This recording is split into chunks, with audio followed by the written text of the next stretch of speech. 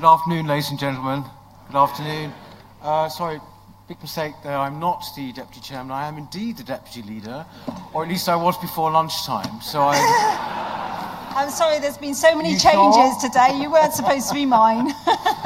Okay. Well, I'm terribly sorry this morning, as you might have heard. I was delayed by the train journey. So I believe that the great Flo Lewis stood in and we swapped places and she spoke in my slot. So thank you very much, Flo. I'm sure it was great. I will actually take you out on a proper date. I don't think either of us are going to get very far with each other, but always worth a try. I've been doing quite a lot of media lately, and the thing that they're always asking is, what is the point of UKIP? What is the point of UKIP? We've heard this pretty much our whole recent history, haven't we? From the time when we originally managed to get Cameron to give us a referendum. Then it was, what's the point of UKIP? And here we are, 2 or 3 years later, and they're asking the same thing. They desperately want us to go, but we're not actually going to go anywhere. And the fact is that if you look at what we are faced with in the coming 2 years or so, we are needed more than ever. And it's not a question just of flattering ourselves about that. Paul Nuttall, our great new leader, came up with a great phrase for it, which he used in Stoke, which is basically that we have got to be the backbone of Brexit. And that is exactly what we've got to be. In particular, I would say we have got to retain and absolutely never stop talking about the issue of migration.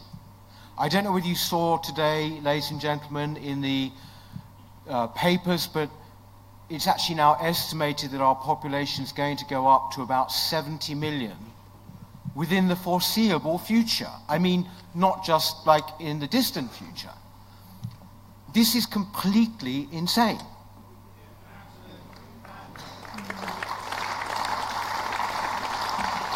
Now, you heard from David Curtin this morning, the education spokesman. Well, David and I were elected to the London Assembly last May.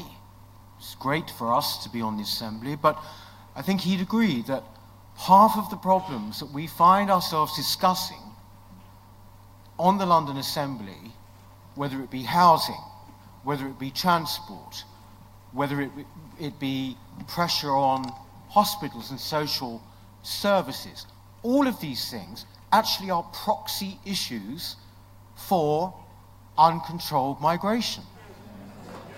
And you find that all over the country, when you are having to have basically discussions or argue about these points, you sort of think, I don't want to keep coming back to the subject, but you can't help it, because this is common sense. If you have uncontrolled migration, then you are going to have an absolutely inadequate housing stock. You are going to have shocking congestion on our transport system. You are going to have problems with health and social services and the pressure on those vital services. So we must not stop talking about this, because my sense is that we are being gotten used to a kind of new normal, where each time the immigration statistics come out, it's something like 300,000, 330,000. This happens every time they come out now. People are being made to get used to this amount. And even this week, David Davis said that EU migration might actually have to go on for quite a while. You have not even heard, you have not heard from the Tories, for example, any of their plans about migration. Any of their plans about migration. This is extremely worrying. So even though Brexit might actually have been negotiated within 2 years, fact is it might well be a long time before we get proper control of our borders. So we must stick to it and say that we are the party that wants an Australian-style point system It is the one that everybody in this country thinks obviously is the most reasonable and common sense system, and that is our view, and that is our issue, and we must retain it, and we must keep talking about it. What I would also say to you is this, is that when it comes to the Australian-style point system, we must also say that it's not just a case of your aptitudes and skills, it's also got to be about your attitudes and whether you take on our values as a country.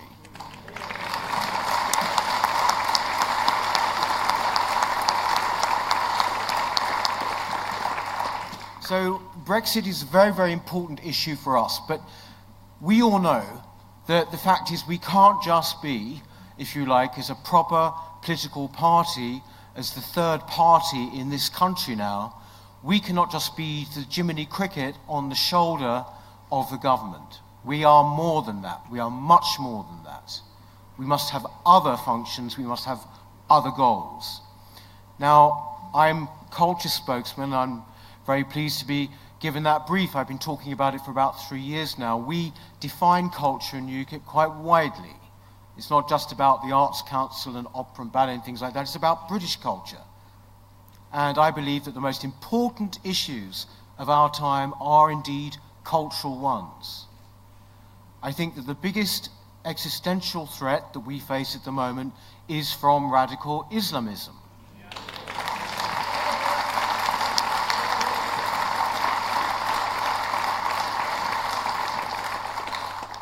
Do you know, when often you're in these well-lit studios talking about these issues, and I've done lots of debates along these lines about this particular issue, people say, well, you know, you talk about radical Islam, Peter, but don't you realize, and you're talking about letting refugees into Britain, you can't tar people with the same brush, and of course you can't. But at the same time, they say, well, do you not realize that the attacks that have happened on Britain, whether it be 7/7 or the merger of Lee Rigby, do you not realize that these things are actually homegrown? Well, yes, that's true, they are homegrown. But then, what kind of a country would add to the risk by bringing in the possibility of more terror from outside? It doesn't make sense.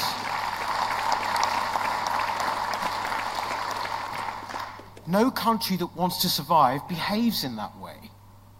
And more than anything, like you, ladies and gentlemen, I want our country to survive. Now, one of the reasons that there has been this kind of homebred radical Islam, I would say, is because of the doctrine of multiculturalism. Now, exactly. A lot of people still don't understand the difference. There's a massive difference. We are a multi-ethnic society, right? I want an overarching sense of British values and British identity that everyone can sign up to, whatever their creed, colour, race, whatever. And that's always been our position, but that was not what multiculturalism was. Multiculturalism was about separation. It was basically saying, you can keep your own culture, you can even keep your own language. You don't have to integrate with us because, frankly, you know, we're pretty awful, actually, you know. We've got years of guilt, we're terrible, you know, we don't expect you to want to be one of us. Huge error, huge error. And it's been going on as public policy now for decades. Angela Merkel has said it's wrong, even David Cameron, in one of his more candid moments, said it's wrong. Trevor Phillips, who was the head of the Commission for Racial Equality, also said it was a big mistake. Everyone's saying it, nobody's doing anything about it. We must be the party that really challenges multiculturalism where it's become embedded as a doctrine at local level and national level. We must fight for a proper multi-ethnic society which is completely united under British values and with loyalty to Britain.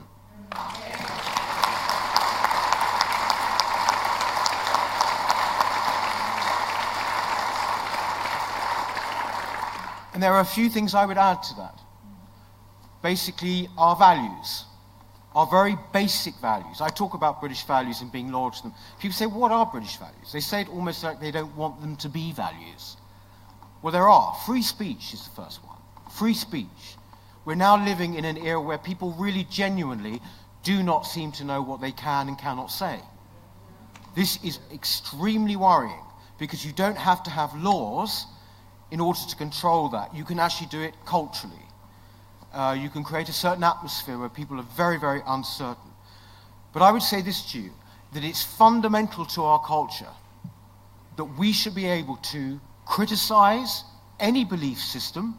We should be able to mock it if we so wish. It has been part of our historical tradition, and it is fading. And I am extremely worried about that. We must be the party to stand up for free speech, because the other parties are too cowardly to do it.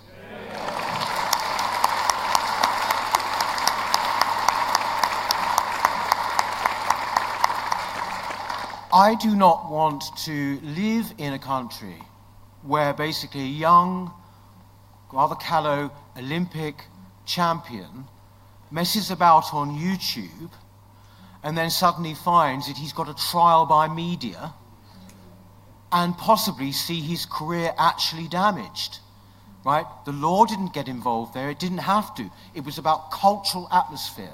This is extremely worrying. And I would say this to you too, that we must not live in a country where there is an unofficial blasphemy law. We must be able to criticize as much as we want. Similarly, when it comes to our values, there is British law. British law is supreme. It is amazing that we're actually having to say this sort of thing in 2017, but we are. British law and the integrity of our legal system must remain intact and must remain supreme. We must, at every opportunity, oppose the growth of competing systems. We must oppose the growth of Sharia law in Britain.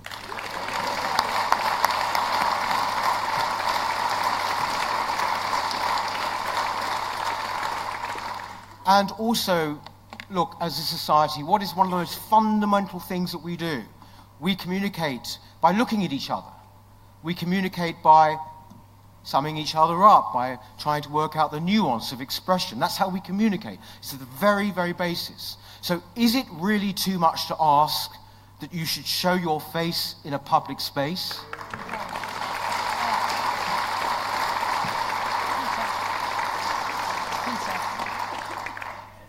I would say all of these things because people say, what is UKIP for? These are all the things that we are for. These are traditional British values which I feel are going to become more and more political issues. That might be regrettable, but that is the way things are going at the moment. And I think this is where we have always shown amazing courage. Just only remember about 10 years ago, just 10 years ago, if you had said that you wanted to come out of the EU, you were virtually certifiable. Don't you remember that? I do. You were kind of like the crazy person. You were right out on a limb.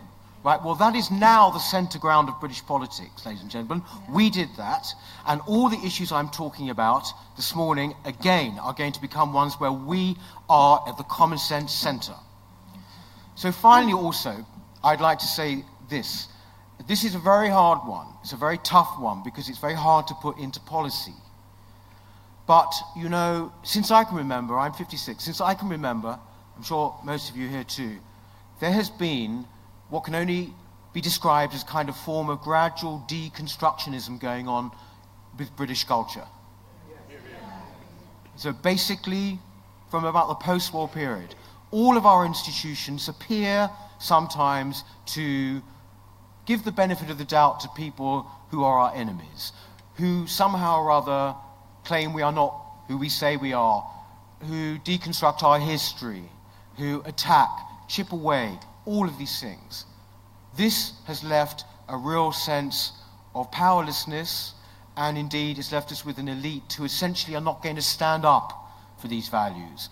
It is one of our most important functions as a party to stand up for our values, to stand up for British identity. I would like to see a Union Jack and a picture of the Queen in every school in Britain.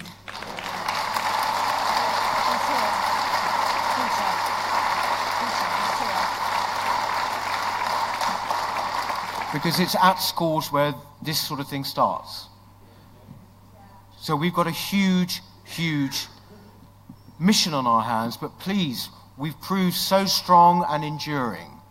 And I'm very excited that we actually have what I believe will be an even more important second act. Thank you very much, ladies and gentlemen. Thank you.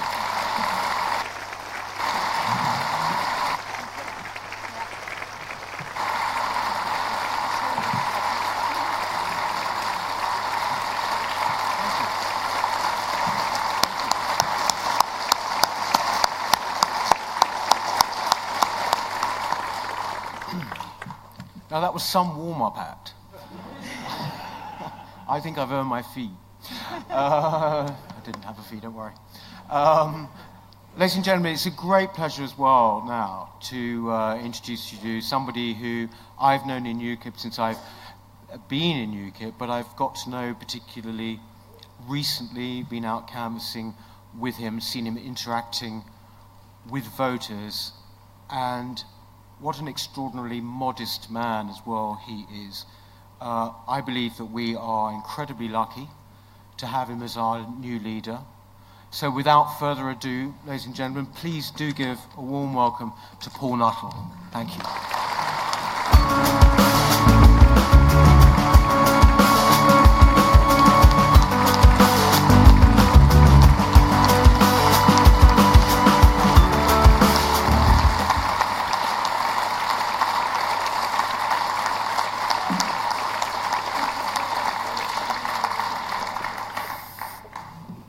Thank you and good afternoon. Is everyone having a good day? Yes. And by the way, I must say, what a fantastic choice Peter Whittle was as my deputy. I think he's absolutely fantastic. It's great to be back here in the Southwest, which has really been the centre or the heart of Euroscepticism for many years. Indeed, it's been the very beating heart of UKIP, and I've been a regular visitor over the years. I've spoken on numerous occasions within the region, whether that's been at the national conferences in Torquay or your regional conferences in Torquay, and it's great to be here in Weymouth today. I'm going to start by taking on the elephant in the room. It's been a difficult few weeks for UKIP in the media. The Stoke by-election was a bruising experience for me personally, and indeed for the party. We did not get the result that we wanted. We went in to the by-election, and we knew we were never the favourites to take the seat. In fact, the bookies always had us behind, but we thought that we could claw that 5,000 Labour majority back. The campaign also wasn't perfect. But let's put this into perspective. We cut Labour's majority in half. We finished second. We forced two Remain candidates, the Labour Party candidate and the Conservative Party candidate, who had both backed Remain prior to the referendum. They came out for Brexit during the by-election. So although we did not win the seat, we certainly set the agenda.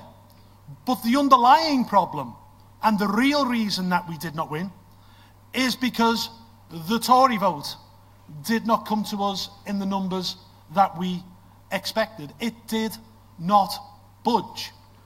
And with hindsight, that shouldn't have surprised us, because Theresa May is going through probably the longest honeymoon period in modern politics, because she's very good and always has been at talking the talk. And indeed, if you look or listen to her speeches recently, she could be giving those speeches at a UKIP national conference. But the one thing that we know with Theresa May is that she's never very good at walking the walk. Her time as Home Secretary should tell us this. Simply ask the Police Federation. Look at her position when it came to tackling radical Islam. Look at her record on immigration. She was the Home Secretary that told us we would get immigration figures down to the tens of thousands. In her last year as Home Secretary, a city the size of Newcastle upon Tyne came to this country. 335,000 people net. It is not good enough. The proof is in the pudding. And I predict, once Article 50 is invoked, and the talk stops, and the walk begins, Theresa May will fail once again.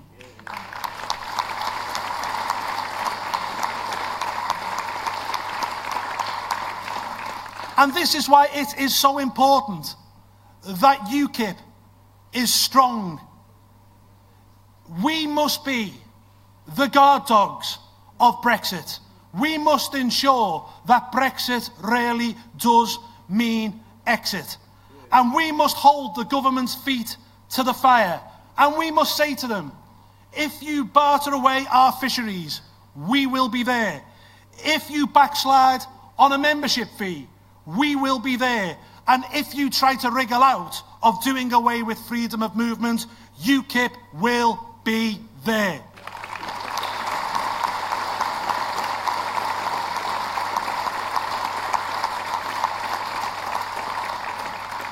It is clear to me, as clear as night follows day, that Theresa May will backslide, that politics will return to our turf in the coming months. But for now, UKIP needs to stay on the pitch to reap the rewards. We need to hold our nerve. Now is not the time for panic or knee-jerk reactions, and now certainly isn't the time for navel-gazing or infighting.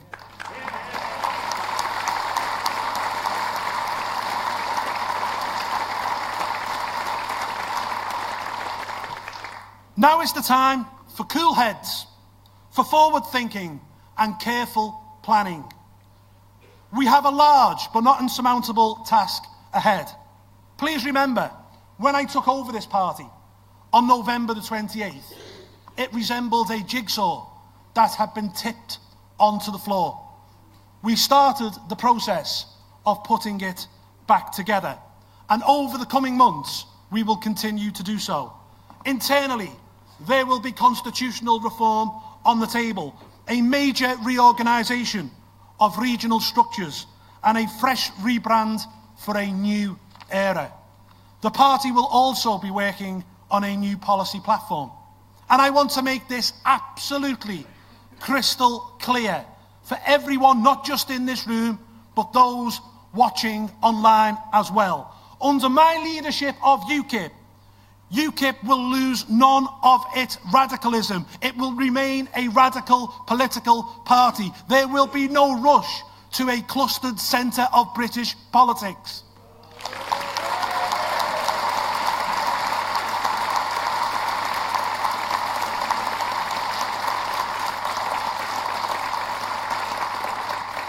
We will continue to talk about the issues that the other parties either neglect or don't want to talk about. We will push not only for an Australian points-based system, but also an aptitudes and attitudes test. So if, for example, you think FGM is okay, you're not coming into this country. If you think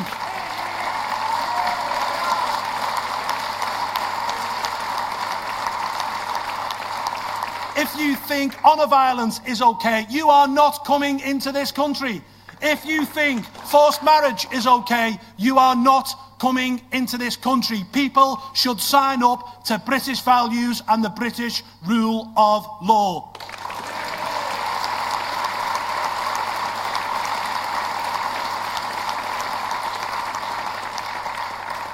We will continue to talk about the ring-fenced foreign aid budget. We will slash it. It's bloated. It's a disgrace, actually. And we will reinvest that money back into the NHS, because we in UKIP are never ashamed to say that charity begins at home.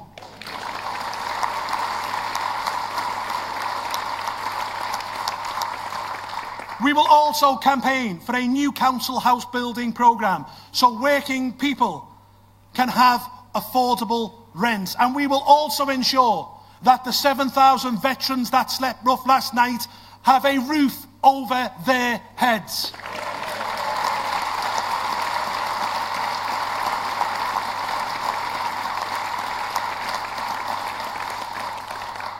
Many more new radical policies will be fleshed out over the coming months and the summer and will be announced at the annual conference in the autumn. I've read this week in many news outlets that UKIP is in crisis. Well, I'm an old hand at this. Many of you have known me for many years in the party. In fact, I've been a member for 13 years. And I've read UKIP's obituary. It must be over 100 occasions.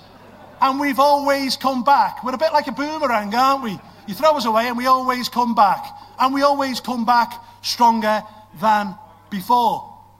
Is this really a crisis that we're in now? I remember the real crisis that we went through back in 2006 to 2008. It was a time when we weren't even appearing in opinion polls because we were below 1%. It was when we didn't have even one single councillor across the country. It was when membership had fallen to about 13,000 and was going down every single month. It was when we were regularly losing our deposits at by-elections. Well, let's put this crisis into perspective.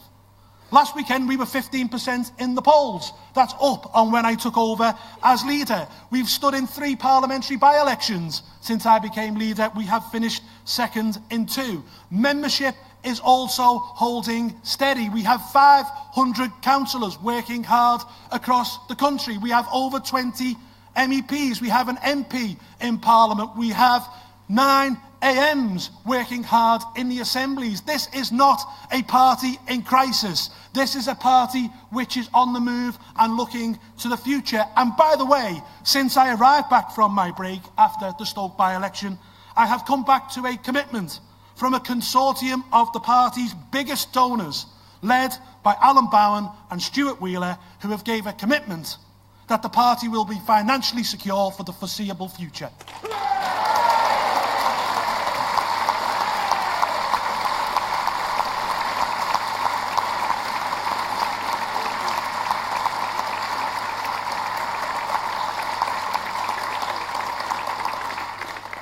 Last November, I was elected with the biggest mandate ever received in this party. My call for unity in November resonated then, as I'm sure it resonates now with our membership. And I want to make one thing perfectly clear. Bringing people together and asking for unity is not a sign of weakness. Bringing people together to look to the future, to work hard for this party is a sign of strength.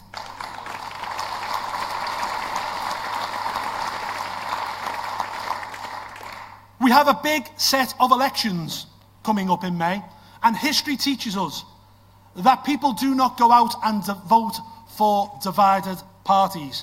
So therefore, we have a duty to come together and to work together for the greater good, not only for our party, but also for the country as a whole.